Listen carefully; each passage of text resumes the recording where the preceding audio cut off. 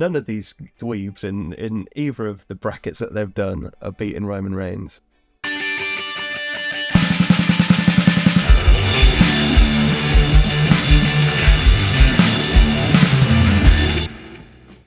Hello everybody and welcome back to the Figure Forecast. This week we're doing a little bit of a different style of episode. We've been focusing on pay-per-views a lot recently, but there's a big story in WWE at the moment, so we're going to be talking about the new World Heavyweight Championship. I am Damien Cross and I'm joined by Sam Gardner. As always, how have you been, Sam? Yeah, I'm good, thanks. I could see the conflict in your head there. Sammy Drip or Sammy Gardner? No, Sam Gardner. So yeah, we've gone Sam Gardner. We're going formal. This is a serious podcast about a serious topic, a World Heavyweight title. A title that's close to both of our hearts. That sounds like we've won it. Yeah. But we've obviously not won it yet. Wait until I start training. I'll be there one day, wearing that awful title around my waist. Oh, you mean, I feel like you've gone straight in. I actually like the design of this one. It's not up to the standard of the old one, but in terms of modern designs, where the logo needs to be visible, I like it. It's warmed on me. Not quite hideous, but I'll say I dislike it now, rather than it being horrendous. I just think it's the way championships have gone. You've got to have the logo on it. It's not just WWE.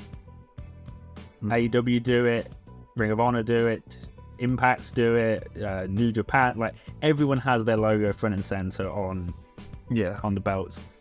WWE, I think, is just unfortunate that their logo is ugly.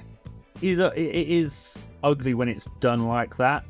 There's a lot of history in that logo as it's changed over the years, but I think that's the problem, not having the logo on it. But they can't change it now. You've got to kind of roll with it. So yeah, I mean, it is what it is. I can't argue with it too much.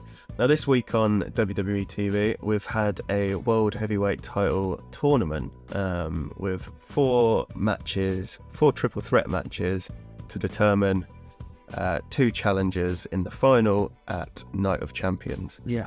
We had two matches on Raw, two matches on SmackDown. Great matches. Really good matches. Yeah, really good matches. Interesting competitors in there. Yeah, so all of the competitors, I'm trying to think how many, 4 triple threat, that's 12 competitors, all 12 of them old men. I was going to say, like, they all look and fit the part within WWE of being the world champion. There's no one in there you're like, oh, why is that person in there? Well, they're all ex-champions apart from Austin Theory, I think. I'm pretty sure that's correct. And Damian Priest, who we mentioned last time, is now viewed as being a big part. He's got a lot of future there. They're quite high up on him after Backlash. Theory, it seemed a little bit odd because of he's the current US champion, but it also kind of made sense because he's been on a bit of a winning streak. He's held that title quite well, and SmackDown needed a sixth competitor. Yes, there was a lot going into it about who was going to be in. On Raw, it felt like inevitability that it was going to be Seth. Yeah, but there was that moment of doubt. The final, throwing it back to 2016 and doing Seth Rollins versus Finn Balor. Mm-hmm. There was that kind of like, oh, are they gonna give it to Finn? Maybe. Well, they obviously did that spot with the power bank into the whatever it's called, safety hoarding, safety railing. That Finn got injured and had to relinquish his championship. So they did that the opposite way around. So yeah, there was a thought of maybe they'll give Finn his win as retribution for that, I guess. Yeah. The word in WWE, retribution. And then over on SmackDown, everyone seemed certain that Edge was gonna win it. Now, obviously, when he retired, he had to relinquish the World Heavyweight Championship, the old World Heavyweight Championship. And it seemed like there was a story there of him becoming the first of the new World Heavyweight Champions, and then when he drops it, retiring. It seemed like set in stone that was going to happen. And think they that swerved us. Yeah, I think there was sort of fuel to the flames, if you want, fuel to the fire after his promo that he put out on Twitter just before SmackDown. Yeah, put in people's heads, I'd love to see Edge winning it. But ultimately he didn't. And the victor of the whole tournament on SmackDown was AJ Styles. Yeah. Which is an interesting one, because he's obviously just returned.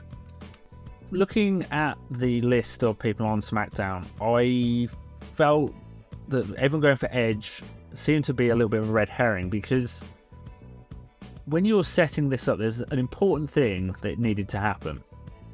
You don't want it to feel like it's a consolation prize, which is obviously something that had been mentioned quite a lot when it got announced. Well, I think WWE avoided that because both competitors are ones that haven't lost to Roman Reigns in this current run. Okay. Seth won by DQ. Roman got himself disqualified in the match, so he didn't lose. And I don't believe AJ Styles has had a match against Roman during this current run. But Edge had. Edge had 2 matches and lost them both. So I feel like Edge winning this does make it feel like a little bit of constant, because he couldn't beat Roman, but he gets this title. And I think they've avoided that by doing Seth AJ. If Edge picks up the title as like a first, maybe not a first challenger, but he picks it up as like the first change, holds it for a bit and then retires, I still think that story works. As the title he technically never lost, not the same title, but we'll forgive WWE for that. So I think AJ Styles is a great potential. Only thing is, because he's on SmackDown with his whole team, the OC. Do they still call him the OC? I think so. I don't know. I feel like he's not going to win it, because then he'll have to move over to Raw, and he'll leave them behind. And yeah, I think Seth is still very much the firm favourite, and probably the right choice. Yeah, in a sense, because he kind of epitomises not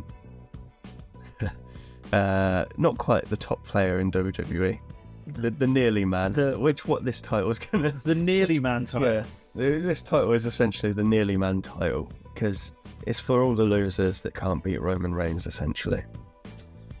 And Seth Rollins is just not Roman Reigns. Roman Reigns can't beat Seth Rollins. I think he could easily beat Seth Rollins, but he hasn't. That's why I think. That's why I think it works for Seth, because Roman didn't beat him. Or maybe he has in life. I think he has. Maybe. Who would you rather be, Seth Rollins or Roman Reigns?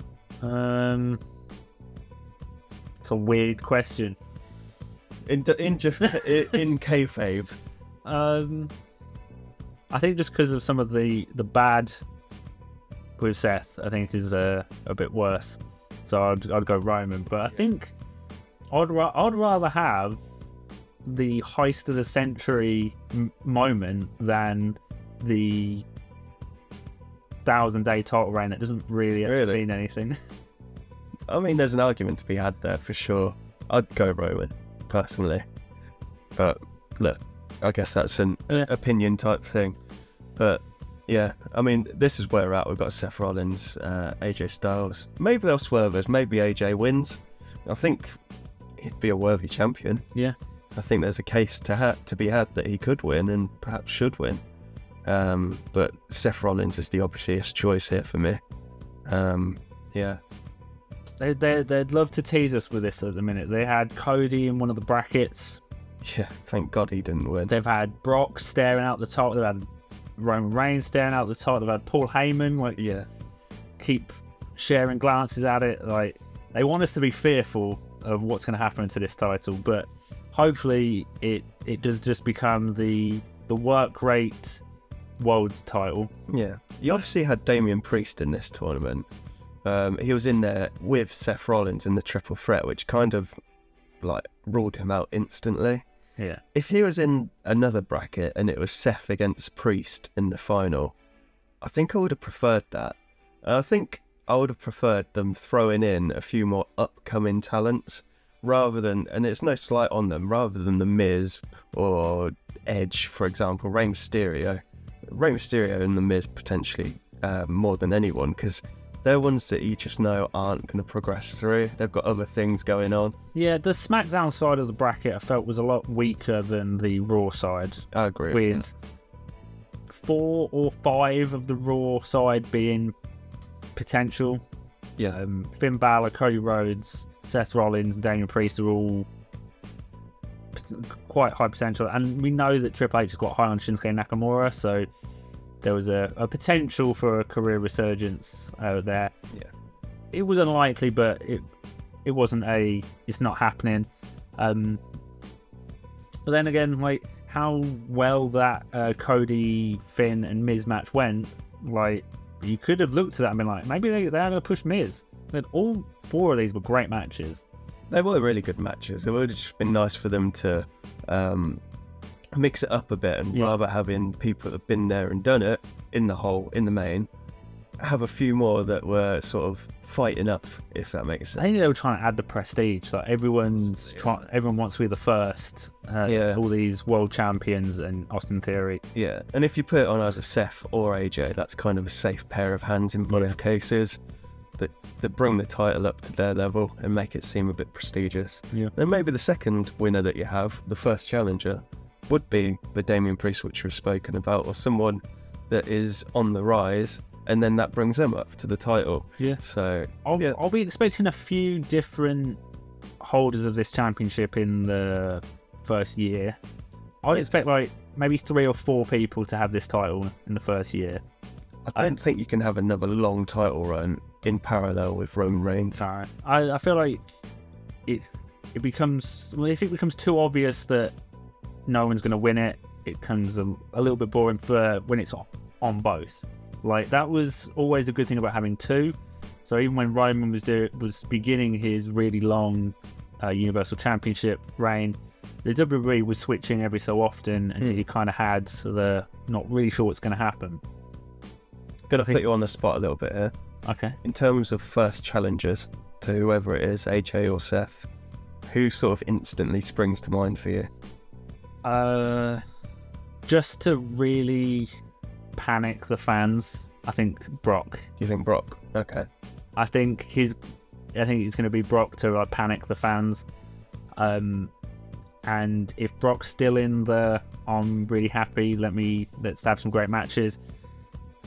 Seth, Brock was good matches. It's been a couple of years since we've had it, so maybe it will not feel like, oh, we're doing this again. I think the last one we had was that Mania match where it went on first, and Seth came over and won, beat him, and he's obviously had good matches with AJ. Yeah, well, so I think that's a potential for a first one. That would be in the UK as well. So the other potential, we don't know what's going on, but the other one is Drew McIntyre. Drew, okay. His absence from this tournament is a little telling.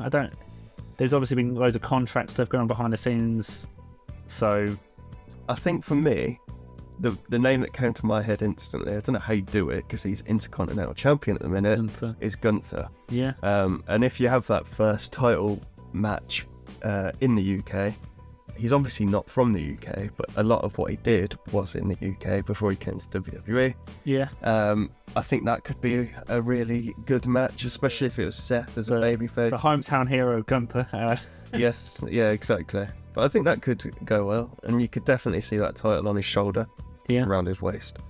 But then I think if you put it on Gunther, that's a long title reign. I don't think he's one that could have it for a month or 2 and then drop it. No. Yeah, there's so much you could do. I mean, several of the people in this tournament could work their way back in. Bobby Lashley, I suppose he's on SmackDown, so it would probably be on the Raw side, wouldn't it? So it's Raw exclusive, isn't it? Yeah, Finn, Damian Priest could kind of be potential. I'm struggling to think who's on the Raw roster because obviously we just had the draft and it's not really settled in who's where in my brain at the minute. So Omos, does he want another go at Seth? On Big Omos for sure. I'm absolutely for that. Let's have a quick look, shall we? Let me just search Raw roster. Let's hope they know who they've got on there. Yeah, they updated the website. Come on then, let's get loading. Well, there's 2 floating Roman Reigns heads. Oh yeah, because you're both champions. Right, fine. It hadn't loaded properly. It was literally just his face. There's more. Okay, yeah, got you. Got Kevin and Sammy on Raw, I think. Yeah. Let's have a look. They're free floating, I think, but Yes. So on Raw, we've got Braun Strowman, Bronson Reed, Chad Gable, Cody Rhodes, Damian Priest, Dexter Lumis, Dominic Mysterio, Drew McIntyre, Eric, Finn Balor, Giovanni Vinci, Gunther, Humberto, Ivar, JD McDonough, Jinder Mahal, Johnny Gargano. Yeah, fat chance for that. Kevin Owens. Here we go. This is one that could be. Kevin Patrick. Kofi Kingston, Ludwig Kaiser, Marseille, Mansoor. How do you say his name? That's like the Mansoor. Mansoor, that's it. Matt Riddle. Oh yeah, of course he's on Raw. Here we go. Mr. McMahon is listed as a Raw superstar. I think he's listed on both. Yeah. Odyssey Jones. Never seen him before. Looks like Otis. Next to each other. They look very similar, don't they? Otis. Ricochet, Riddick Moss. Got quite a lot on here. Quite a lot on it. There's Sanga, Sami Zayn, Seth Rollins, Shinsuke Nakamura. I'm going to do them all now. I've come too far. The Miz, Triple H, Veer, Xavier Woods, and that's it. There's two things I want to point out from that list you said. One, there's a few people that would be unlikely choices, but it was Johnny Gargano that you called out. It's not happening. And 2, you listed exclusively all the men apart from. Oh no, actually no, that was me getting it wrong. I thought you said Maurice, but you said Marseille. Yeah. I'm realising where I went wrong with that. See, when I got a free agent, it's just Brock Lesnar is listed as a free agent on the website now. So well, I mean, that's not true, because we know John Cena's a free agent. He is. There's also potential. There is a return that. There's 2 returns that could happen. We're not really fully caught up on the ins and outs of their injuries. Big E and Randy Orton. Interesting. So they're obviously both potentials as well. There's a lot of potentials. There's a lot of people who could be a big star in WWE. They just need the right booking, and the opportunity. So if done right, this title could elevate those superstars to the next level. But that's a big if. It does raise a question of what happens now that there is technically 3 world titles in WWE. Yeah. Now, there's been 3 in the past. There was technically 3 when they had ECW, and you could, I suppose, argue for the NXT title. But there are now 3 main roster titles that are presumably going to be booked to look good. Raw and 2 on SmackDown. We've talked about it with the merging of the Universal and WWE title and the mess that kind of happens. I don't think that gets merged until someone beats Roman. I agree with that. Just to kind of simplify it when it happens, like what they've done in the past, including with the World Heavyweight Championship. But it's weird that there is 3 championships, and it puts in a weird place, because if they merge the Universal and WWE, it is 100% the WWE that is remaining. Yeah. Like, you're not getting rid of the WWE title and just having the Universal and the World title. That's not happening.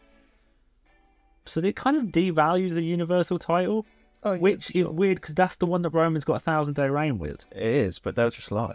Yeah. WWE just lie and pretend things haven't happened. Yeah. That's exactly what they're going to do. And I think the fact that there is 3 world titles is the thing that diminishes the new world title, World Heavyweight Championship, the most.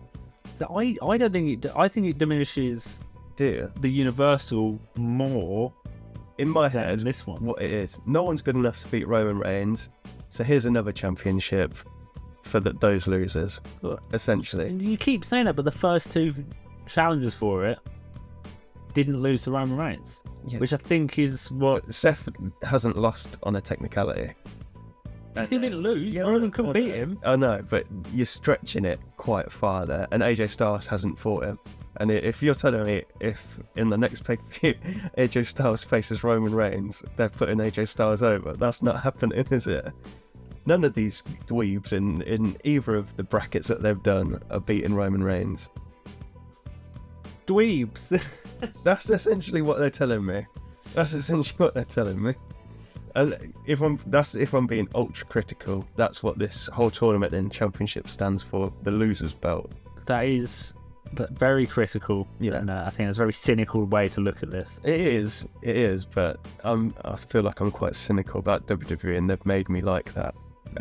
And that's what it tells me. I think that's what it tells quite a few other people as well. Yeah. And until they merge those belts that Reigns has got, like you say, I agree, when someone should have been Cody already, and we wouldn't have had this problem, beats him, that's what's going to happen. Yeah, it is a weird thing WWE have at the moment across most of their titles. The only two that are outside of this problem, not including this World Heavyweight because it's brand new, but the Intercontinental and US title are fine. But every other title on the main roster has one problem one way or the other. You need to merge the Universe and WWE and make a new belt. A restylized Winged Eagle is probably where they should go, if that's what... Well, we're not going to get the classic one back, but a restylized, modernized version of the Winged Eagle will probably be the best choice. Mm-hmm. So, or something in that vein. It's going to get hate, but that's where they should probably go.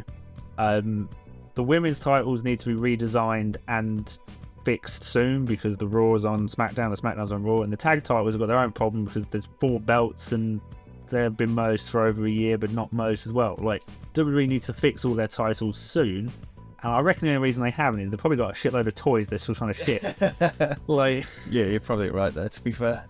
Like, why did we buy 5 million Universal Championships? Stop production, we need to get rid of these so we can get some new belts. I agree. Yeah. They've also got a problem.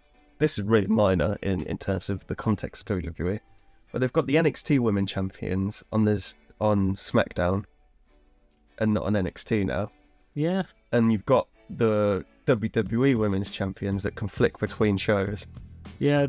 Are they going to merge those? I feel like as we approach the 1 year under Triple H, WWE really need to fix some of the surface level problems they've like. Obviously there's loads they need to do behind the scenes, there's loads of things they need to fix with like the booking decisions, but some of the visual issues they've got with their championships, just it shouldn't have taken this long. Like, and hopefully by SummerSlam, which is the 1 year mark of the quote Triple H era, we can actually be in a situation where the titles make sense across the board. How wouldn't that be nice? I'm not asking for a lot. No, that I mean, you say that like tongue in cheek, but it really isn't a lot. I know. It was more resigned sadness, right? But there we go. I think we've milked the world title for all we can over the last 20 odd minutes. Yeah, I was just because it is the spiritual successor to the big gold belt in both design and name. I just thought we'd just spend a couple of minutes just talking about that belt, because it's got a special place in a lot of wrestling fans' hearts. It was obviously the WCW world title, brought over to WWE after the purchase, and gifted to Triple H, which is still the worst way you can introduce a world title. Yeah. But it's had a lot of highs and some lows over the years. But what's your kind of favourite kind of memory with the world title for you? To put you on the spot. My favourite ever world champion was the Great Khali. Okay. No, it wasn't really. When I think of that title, my head instantly goes to Batista. Yeah. To be fair, the whole evolution thing where, as you say, Triple H was the champion, and then Randy Orton won it, didn't he? Yeah, Randy Orton won it off of name redacted. Yes, that's why I couldn't remember. That's why I couldn't remember. Yeah, Randy Orton won it, and then there's the whole betrayal from Triple H on the thumbs down thing, and all of that. That was kind of as we were coming into wrestling. And it's quite interesting now you mentioned that, how ingrained the World Heavyweight Championship is with all of them, because obviously Ric Flair won that title a bunch of times in WCW. Yeah, exactly. So yeah, it's never even really thought about it. It was on all of them, wasn't it? But yeah, my head instantly goes to Batista, and then I think about all the Evolution stuff, and that was kind of my formative years in watching wrestling, if you want. Yeah. One of the main big stories as I was coming in, so I look on that quite fondly. I mean, in terms of lows, it's got to be Great Khali's up there, obviously. Undertaker, whenever he won it, because I hate the Undertaker. I think the main problem when Undertaker won it was always near WrestleMania. Yeah. Either at Mania or he was defending at Mania. Yeah. And, he overshadowed it. Yeah, for sure. The John Cena, Randy Orton feuds were pretty bad. That was for the WWE title, though. Yeah, but it sort of culminated in the merging of the titles, didn't it? And it became the Undisputed Championship. I didn't mind that last. I quite liked the kind of little throwback. Like, let's do this one last time for that one. Yeah, but I mean, it's a title that holds a lot of good memories. Obviously, Yeah. had Mark Henry becoming his first world title was the World Heavyweight one, so it gives a lot of people opportunities. CM Punk won it. I think that was his first world title. WWE has always been at its best when they've had 2 world championships. And I think the World Heavyweight Championship encapsulated that. Sure. Mainly because you can tell 2 world title stories once. You can have an undefeatable champion, and you can also have a champion that's like cocky and like runs and hides, and you can tell those stories. You can do things like Daniel Bryan losing the title in 6 seconds at Mania, because, and I know they got a lot of hate, but you can make that decision because you've also then got another championship to have the big moment. So having that option, whether it leads to good decisions or bad decisions, it leads to options, and I think that's always the best. Agreed, 100% agreed. I mean, in terms of your favourite moment with the title, what do you think it was? I mean, I've kind of got a side with you. Batista is a great one. Rey Mysterio, yes, winning the title in the memory of Eddie Guerrero. Yeah, is a really big one. Yeah, definitely up there. It kind of began to fall off a little bit after that. There was a few years when it was definitely seen as secondary. But yeah, Edge, but all the highlights you kind of mentioned, they were highlights for a reason. So lowlights, Great Khali. Yeah, it's pretty bad, wasn't it? It wasn't even at a time I was properly watching, because of it's always been a little bit of a pain to watch wrestling in the UK, and at the younger age it was a bit harder. But yeah, the Great Khali wasn't a great run. But it was always the title I would go for on the games as well, WWE games, because it was prettier. It was compared to the spinner belt. Like, I like the spinner belt. The spinner belt was fine when John Cena was holding it because it fit his character. This kind of looks like it should be the spinner belt. Yeah. No, you could make that W a big old spinner on it. Do not put that thought out there in the world. Do not do it. Give it to mini John Cena, Austin Theory. There you go, done. Anyway, I think we're going off a bit on a tangent. That hellish thought. Yes. Let's end there. We'll be interesting to know what any of you guys' thoughts on the new title and on the old title. So drop us a tweet or a message on Facebook on your thoughts. Yeah. Thank you very much for listening to our ramblings. We'll see you again soon with some sort of wrestling themed topic, whether it be a review, preview, or just a random one like this. Yeah. But yeah, thanks for listening. See you soon.